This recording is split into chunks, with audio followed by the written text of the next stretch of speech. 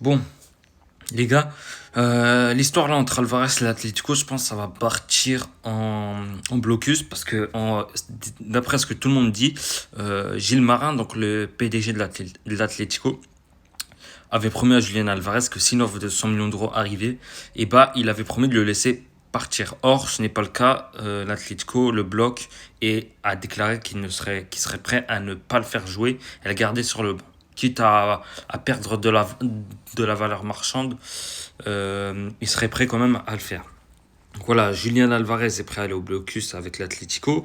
Il n'est plus motivé à jouer avec lui. Donc regardez, Julian Alvarez veut que l'Atlético comprenne qu'il n'est plus motivé pour jouer avec lui. Donc voilà, ça fait un moment que depuis que le Barça s'est manifesté et a toujours déclaré que la meilleure solution est d'obtenir une indemnité de transfert, donc que l'Atlético accepte de négocier avec le Barça.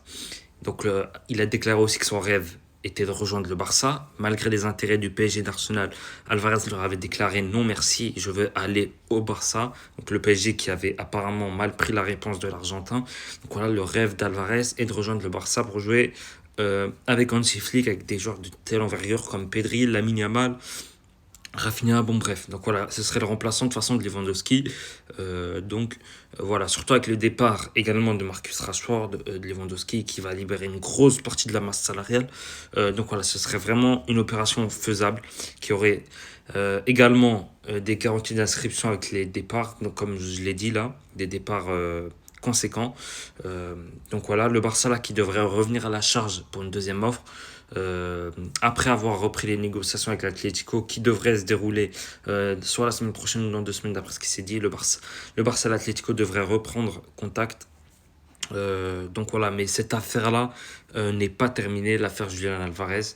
En tout cas, les deux clubs savent ce qui est le mieux pour le joueur. Donc voilà, pour éviter un monologue d'un siècle. Donc voilà, donc ça c'est ce que dit Fernando Polo en tout cas. Fernando Polo, une source très très fiable, pas assez reconnue. Bon, reconnu en Espagne, donc voilà, mais pas autant que Fabrizio Romano à l'international. Bon, bref, ça reste une source fiable.